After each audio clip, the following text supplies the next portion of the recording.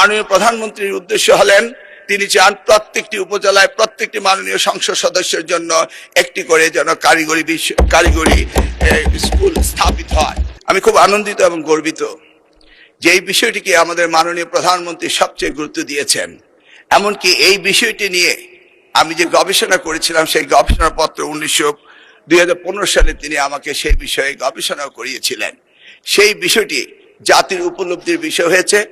আজকে এই জুলাই 24 বিপ্লবের পর এই মহান সংসদে এসে সকলেই যে বাংলাদেশের কারিগরি শিক্ষা ব্যবস্থার প্রতি যে দৃষ্টি দিয়েছেন, যেটা মাননীয় প্রধানমন্ত্রী চেয়েছিলেন, সেই জন্য আমি আন্তরিকভাবে সকলকে ধন্যবাদ জানাই। আমি এর গুরুত্ব সম্পর্কে আর বিশেষায়িত কোনো কিছু বলতে চাই না, আজান হবে।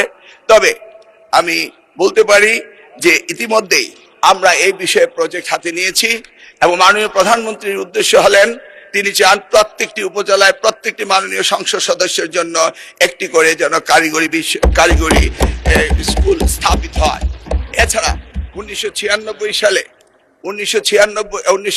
সালে এবং 2001 সালে দেশমাতা বেগম খালেদা জিয়া যখন তিনি তার দায়িত্ব পেয়েছিলেন, তিনিও তখন কারিগরি শিক্ষাকে গুরুত্ব দিয়ে 64টি জেলায় 64টি পলিটেকনিক ইনস্টিটিউট স্থাপন করেছিলেন। ইতিমধ্যে আপনারা দেখতে পেয়েছেন সেগুলি প্রতিষ্ঠিত হয়েছে। এসএসসি ভোকেশনাল হতে SSC vocational, technical vocational centre, এগুলি সবগুলোর কাজ তখন থেকে শুরু হয়েছিল। এই পর্যায়ে মাননীয় প্রধানমন্ত্রী তিনি সবচেয়ে বেশি গুরুত্ব দিয়েছেন। তাই আমি আজকের এই প্রস্তাব উত্থাপিত মাননীয় সংসদ সদস্য জনাব জয়নুল আবেদিন বরিশাল 3 তিনি যে প্রস্তাবটি করেছেন, ইতিমধ্যে তার এলাকা এই কারিগরি স্কুলের বিষয়ে কাজ আমরা হাতে নিয়েছি। আমরা বাকিগুলো কাজ পর্যায়ক্রমে করব।